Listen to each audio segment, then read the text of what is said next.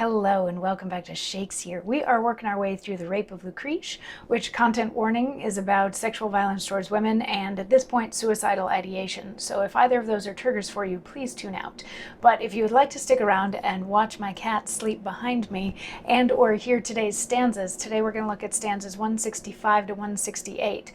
And Lucrece sort of came to the idea that she needs to kill herself to get over this shame, but then she also wants to tell Collatine about it because she doesn't want Collatine to think that she slept with Sextus Tarquinius willingly. So she's kind of going back and forth on this, and she's dreading the impending morning that's coming. She can hear the morning birds start to sing, but she wishes that it was the nightingale singing, which would be Philomel there to keep her company, because misery loves company.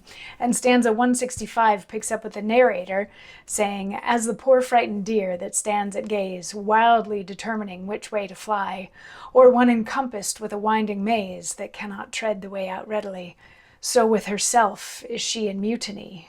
To live or die, which of the twain were better, when life is shamed, and death reproaches debtor? To kill myself," quoth she, "alack, what were it, but with my body my poor soul's pollution? They that lose half with greater patience bear it, than they whose whole is swallowed in confusion. That mother tries a merciless conclusion, who, having two sweet babes, when death takes one, will slay the other and be nurse to none. My body or my soul, which was the dearer, when the one pure, the other made divine? Whose love of either to myself was nearer, when both were kept for heaven and Collatine? Ay me! The bark peeled from the lofty pine, his leaves will wither and his sap decay. So must my soul, her bark being peeled away. Her house is sacked, her quiet interrupted, her mansion battered by the enemy, her sacred temple spotted, spoiled, corrupted, grossly ingirt with daring infamy. Then let it not be called impiety, if in this blemished fort I make some hole, through which I may convey this troubled soul."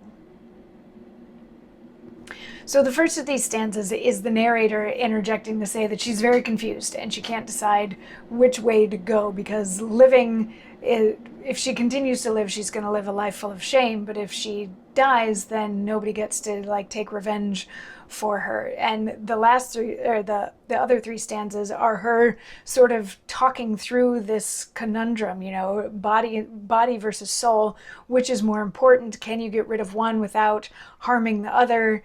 Which should she hold on to? Was she only worth something because both were pure and intact and all of that? But now that her soul has been, or now that her body has been corrupted by Sextus Tarquinius, is her soul also corrupted, because the house in which her soul lives is being stripped away and it's decaying and full of shame and all these sorts of things? So she's like, is there a way that my soul can still exist in this defiled body?